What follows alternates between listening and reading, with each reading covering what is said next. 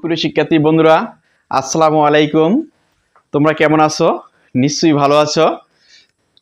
Teaching teaching education YouTube চ্যানেলের পক্ষ থেকে তোমাদেরকে স্বাগতম। এর আগে আমরা বীজগণিতিক রাশির সূচক বা অজানা রাশির সূচক প্রথম পর্ব নিয়ে আলোচনা করেছিলাম। পৃষ্ঠ নম্বর ছিল 30। আজকে আমরা দ্বিতীয় পর্ব থেকে শুরু করতে যাচ্ছি। তো দেখো, দ্বিতীয় পর্বতে কি বলছে? একক কাজ। আমরা একক কাজটা করে নেব। একটি বর্গাকৃত কাগজের দৈর্ঘ্য ও প্রস্থ বরাবর 8 ভাঁজ করে দাগ টেনে দেখো ঘর সংখ্যা কত হয়। দৈর্ঘ্য এবং প্রস্থ দাগ টেনে বলছে ঘর সংখ্যা কতটুকু হয়, কয়বার করে? 8 বার করে। তাহলে আমরা একটা কাগজ ভাঁজ করলে 8 বার করলে কত হয় সেটা আমরা দেখবো নাকি। তাহলে আমরা দেখো, ঘর একে 8 বার করতে বলছে। তাহলে 1 2 3 4, 1 2 3 4, 4 হচ্ছে কি। এখন আমরা প্রস্থর দাগ টানবো 1 2 3, 1 2 3 4। এখানে 4টা হচ্ছে, একটু বেঁকা হয়ে গেছে দাগটা, একটু আমি সোজা করে দিচ্ছি যাতে সুবিধা হয়। বেঁকা হয়ে গেছে, যাই হোক, এই হোক। এখন দেখো, এটা কয়টা করলাম? 8টা ঘর। 8টা ঘরে কয়টা ঘর হয়? 1 2 3 4 5 6 7 8 9 10 11 12 13 14 15 16। এখানে কয়টি হয়? 16টি। 8টা ঘর করলে কয়টি হবে? 16টি মার্বেল। 1 2 3 4 5 6 7 8 9 10 11 12 13 14 15 16, 16টি মার্বেল। তাহলে আমরা এটা মোটামুটি একটা হিসাব পাইলাম। পরেরটা দেখো, এখানে বর্গাকারের কাগজের দৈর্ঘ্য প্রস্থ বরাবর সমান ভাঁজ করে যতগুলো ঘর পাওয়া যাচ্ছে বা যতগুলো মার্বেল প্রয়োজন হচ্ছে সেই সংখ্যাগুলোকে বর্গ সংখ্যা বা পূর্ণ বর্গ সংখ্যা বলে। সেই সংখ্যাগুলো কি বলে? বর্গ সংখ্যা বা পূর্ণ বর্গ সংখ্যা বলে। এখানে একটা জিনিস তোমরা লক্ষ্য রাখবা যে কোনো সংখ্যাকে ওই সংখ্যা দ্বারা কি গুণ করলে যে উত্তর পাওয়া যায় সেটা হচ্ছে কি পূর্ণবর্গ সংখ্যা। যেমন মনে করো 1 কি 1 গুণ 1 সমান কত? 1। 2 গুণ 2, 2 দুগুণে কত? 4। 3 গুণ 3, 3 3 9। 4 গুণ 4, 4 4 16। 5 গুণ 5, 5 5 25। 6 গুণ 6, 6 6 36। অর্থাৎ কোন সংখ্যাকে ওই সংখ্যা দ্বারা, যে সংখ্যা এখানে আছে সেই সংখ্যা দ্বারা গুণ করলে যে উত্তর পায় সেটা হচ্ছে পূর্ণবর্গ সংখ্যা। এখন দেখো, এই 4 পূর্ণবর্গ সংখ্যা, 9 পূর্ণবর্গ সংখ্যা, 16 25 পূর্ণবর্গ সংখ্যা, 37 পূর্ণবর্গ সংখ্যা, এরকম পর্যায়ক্রমে যেগুলো আসবে সেগুলো পূর্ণবর্গ সংখ্যা। আচ্ছা, এখন দেখো, এখন গেলাম আমরা ওইটা। এরপর দেখো, এরপর কি বলছে? এরপর বলছে যেমন সমান 3টি অংশে ভাঁজ করার পর, যেমন সমান 3টি অংশে কি ভাঁজ করার পর প্রতিটি সারিতে 3টি সারিতে মার্বেল সাজানো হবে। প্রতি সারিতে 3টি করে 3টি সারিতে কি মার্বেল সাজানো হবে। এবং মোট মার্বেলের সংখ্যা কত? মোট মার্বেলের সংখ্যা, এখান থেকে আমি যেহেতু বোর্ডটা একটু মুছে নেই, একটু দেখো, একটু লক্ষ্য রাখো কি বলছে। 3 গুণ 3 সমান সমান কত? 3/2 সমান সমান 9। এখন 3 3 যদি গুণ করা, 3 3 9, সেটা বইতে দিয়ে দিয়েছে। এখানে প্রত্যেক সারিতে মার্বেলের সংখ্যা এবং সারির সংখ্যা সমান। এক্ষেত্রে 3 এর বর্গ 9 বলি, অর্থাৎ 9 একটি বর্গ সংখ্যা বা পূর্ণবর্গ সংখ্যা। এখন বলছে 3 এর বর্গ 9 বলি। 3 এর বর্গ কি কত বলি? 9 বলি, অর্থাৎ 9 একটি বর্গ সংখ্যা বা পূর্ণ বর্গ সংখ্যা। এখানে দেখো, এভাবে 1 4 9 25 49 সংখ্যাগুলোর দিকে তাকালে দেখতে পাবে কি দেখতে পাবে? এগুলিকে অন্য কোনো পূর্ণ সংখ্যার বর্গ হিসেবে প্রকাশ করা যায়। এখানে অন্য একটি পূর্ণ কি বর্গ হিসেবে প্রকাশ করা যায়। 1 4 9 25 49 সংখ্যাগুলো পূর্ণ বর্গ সংখ্যা। এখানে উল্লেখ করেছে 1 4 9 25 49 সংখ্যাগুলো পূর্ণ বর্গ সংখ্যা। অন্যদিকে 2 5 7 12 ইত্যাদি সংখ্যাগুলোকে এভাবে একই সংখ্যা গুণফল হিসেবে প্রকাশ করা যায় না। কি বলছে? আবার লক্ষ্য রাখো, অন্যদিকে 2 5 7 12 ইত্যাদি সংখ্যাগুলোকে এভাবে একই সংখ্যার কি গুণফল হিসেবে প্রকাশ করা যায় না, তাই এগুলোকে পূর্ণবর্গ সংখ্যা না, এগুলো পূর্ণবর্গ, তাই এগুলো পূর্ণবর্গ সংখ্যা নয়। এবার একটি বর্গাকার কাগজের দৈর্ঘ্য ও প্রস্থ বরাবর সমান অংশে ভাঁজ করলে মার্বেল বসানো খেলার মাধ্যমে কোনটি পূর্ণবর্গ সংখ্যা এবং কোনটি পূর্ণবর্গ সংখ্যা নয় যাচাই করে একটি ছক আঁকছে। কিন্তু এর আগে একটা জিনিস লক্ষ্য রাখো যে তিনটি ঘর 1 2 3 1 2 3 1 2 3, তো কটা ঘর হবে? আমরা দুইটি করে ভাঁজ দিই, 1 2 3, তিনটে যদি একটা কাগজ দৈর্ঘ্য প্রস্থ সমান যে তিনটে করে ভাঁজ, তাহলে কয়টা ঘর হবে? 9টা। 1 2 3 4 5 6 7 8 9, এখানে 9টা আমরা এঁকে দিয়েছি আগে ভাগই। এখন দেখো তারপর কি বলছে, এভাবে একটি বর্গাকার কাগজের দৈর্ঘ্য প্রস্থ বরাবর সমান অংশে ভাঁজ করলে মার্বেল বসানোর খেলার মাধ্যমে কোনটি পূর্ণবর্গ সংখ্যা এবং কোনটি পূর্ণবর্গ সংখ্যা নয় যাচাই করো। এখন দেখো চিত্র কি, চিত্র 2.2, এই চিত্র 2.2। এখানে কি বলছে দেখো, প্রথম বলছে সংখ্যা, আমরা কিন্তু আগেই চিত্র এঁকে নিচ্ছি, তোমরা এঁকে নাও সংখ্যা, সংখ্যা, তারপর সংখ্যাটি পূর্ণবর্গ, সংখ্যাটি তোমরা লিখে নাও, সংখ্যাটি কি, সংখ্যাটি কি, প্রশ্ন করছে সংখ্যাটি কি পূর্ণবর্গ, পূর্ণবর্গ, সংখ্যাটি কি পূর্ণবর্গ, প্রশ্ন করছে কিন্তু। এখন থেকে সংখ্যা কি বলছে, 2 5 7 82 36 45, তোমরা লিখে না 45 81, তারপর হচ্ছে 56, তারপর হচ্ছে 12। আচ্ছা দেখো 2 কি পূর্ণবর্গ সংখ্যা?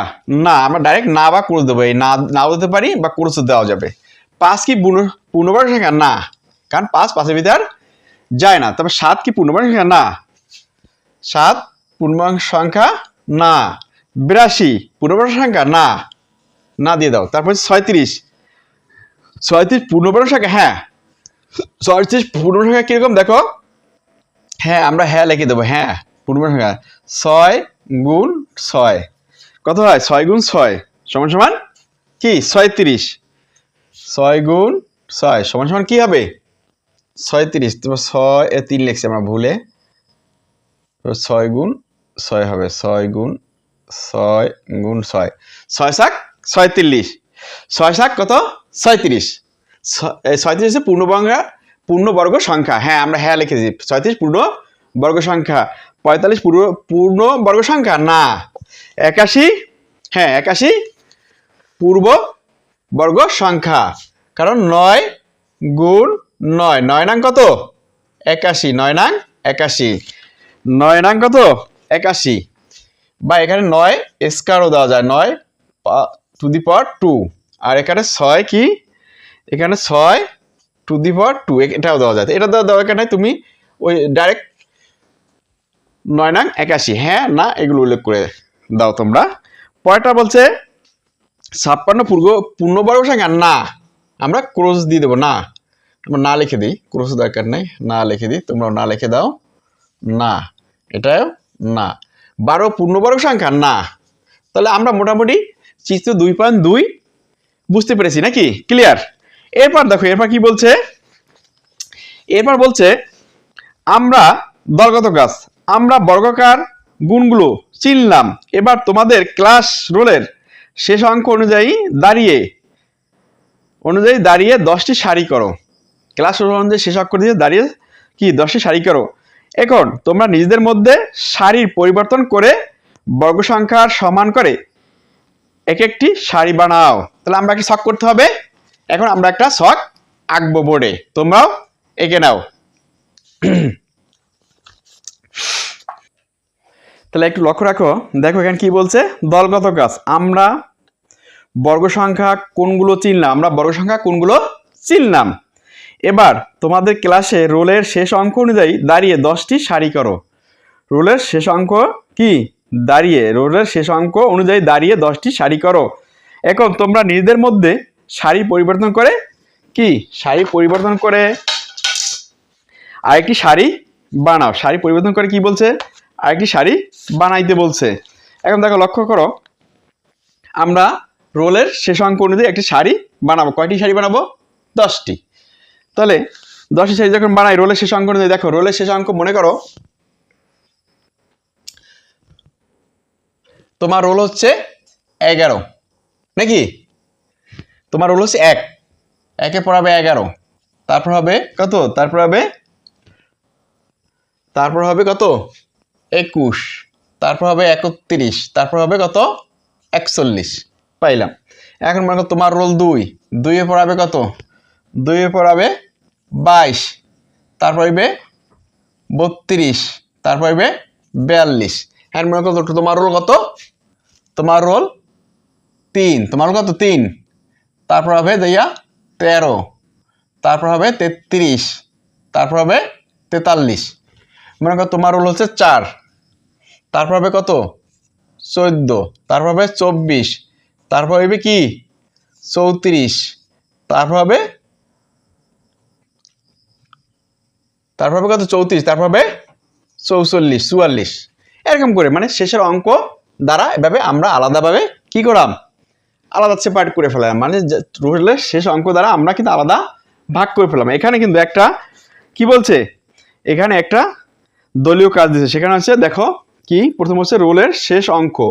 আমরা লিখবো রোলের শেষ অঙ্ক,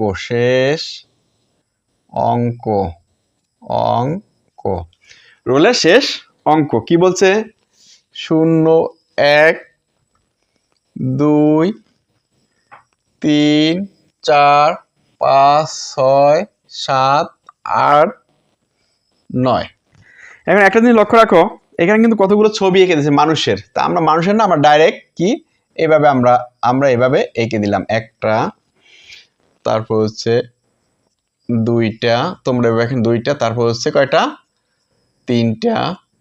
আমরা শুধু মাথায়, মানুষের মাথা এঁকে দিলাম 3টা, তারপর হচ্ছে কয়টা? 4টা,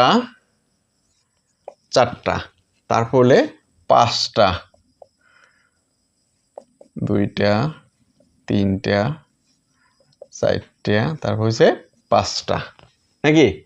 তারপর হচ্ছে 6টা, 1, 2, 3, 4, 5, 6, তারপর হচ্ছে 7টা, 2, 3, 4, 5, 6, 7। তোমাদের বইতে আছে ছোট করে ছাপা, জল ছাপা দেওয়া আছে, তোমরা দেখো। তারপর হচ্ছে 8টা মানুষ আঁকা আছে। 8টা, 2, 3, 4, 5, 6, 7, 8।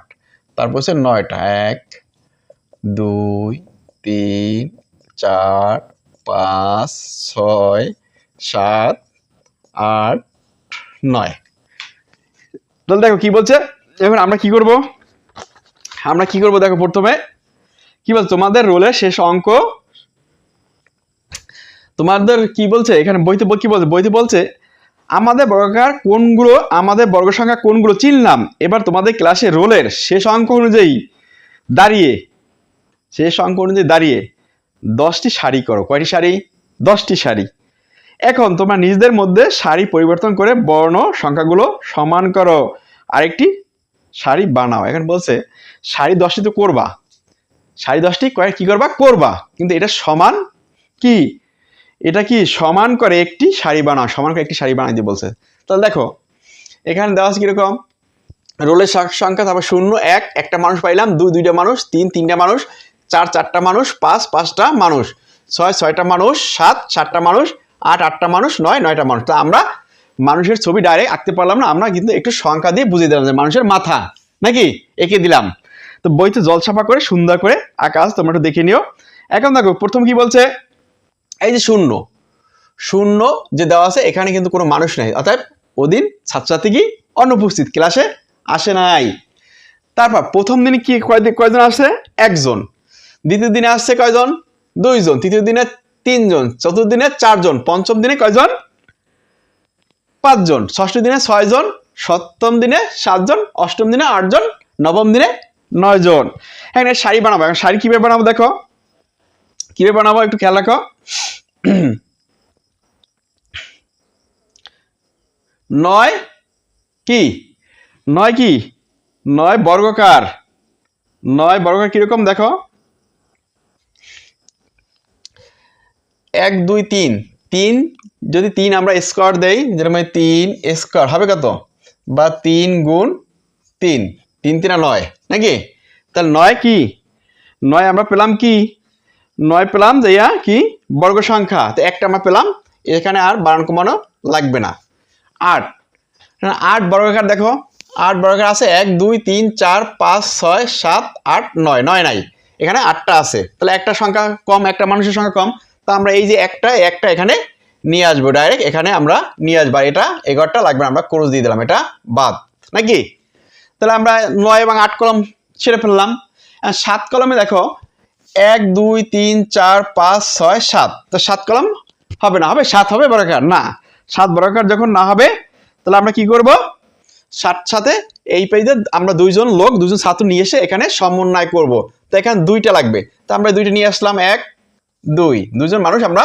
নিয়ে আসলাম তাহলে এটা 2 এর কলম প্রয়োজন নাই তাহলে 9 8 7 আমরা মিলিয়ে নিলাম এখন দেখো 5 এর ঘরে 1 2 3 4 5 পাশে যাবে না 5 ভাঙানো যাবে না তাহলে কি করা যাবে এখানে 5 এর সাথে কয়টা মানুষ লাগবে 3টা আমরা এখান থেকে 3 জন ছাত্র এখানে নিয়ে আসবো তাহলে দেখো 1 2 3 তাহলে কয়টা হলো 1 2 3 4 5 6 7 8 1 2 3 4 5 6 7 8 8 এই 9 ঠিক আছে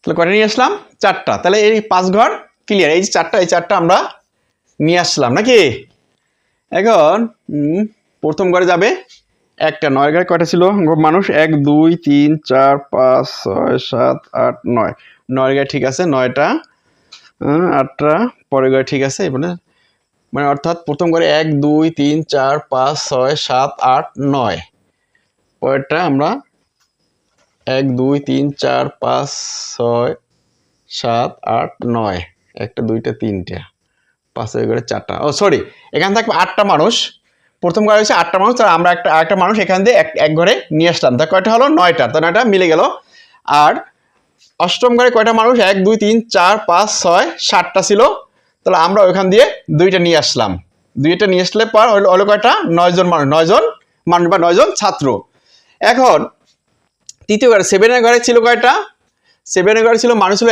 1 2 3 4 5 6 বইতে যা ছিল সেটি আমরা এঁকে দিলাম 6টা তাহলে এই পাশে দিয়ে আমরা কয়টা নিয়ে আসলাম 3টা তো 3টা মানুষ আমরা নিয়ে আসলাম বা 3টা শিক্ষার্থী নিয়ে আসলাম তো কয়টা হলো 9টা তাহলে এটা বর্গাকার হলো এখন পঞ্চম ঘরে দেখো পঞ্চম ঘরে ছিল কয়টা পঞ্চম ঘরে ছিল 4টা 1 2 3 4 4টা ছিল পঞ্চম ঘরে কয়টা ছিল পঞ্চম ঘরে ছিল 5টা সরি 5টা পঞ্চম ঘরে ছিল কয়টা 5টা তাহলে আমরা এই পেজ দিয়ে এই 4 ঘর থেকে 4টা নিয়ে আসলাম শিক্ষার্থী তাহলে কয়টা হলো 9টা তাহলে কয়টা হলো 9টা তাহলে এটা 11 কাটা 11 প্রয়োজনে লাগবে না তাহলে আমরা কি করলাম 5 6 7 8 9 এটা আমরা কি মিলে গেল নাকি এখন দেখো এখানে একটু কথা আছে এখানে কি বলছে এখন তোমরা নিজেদের মধ্যে সারি পরিবর্তন করে বর্ণ সংখ্যা সমান করে একটি সারি বানাও তা কয়টা সারি বানাবো আমরা দেখো আমরা 1 2 3 4 5টা আমরা 5টা সারি অটোমেটিক বানিয়ে নিলাম এই 5টা সারি আমরা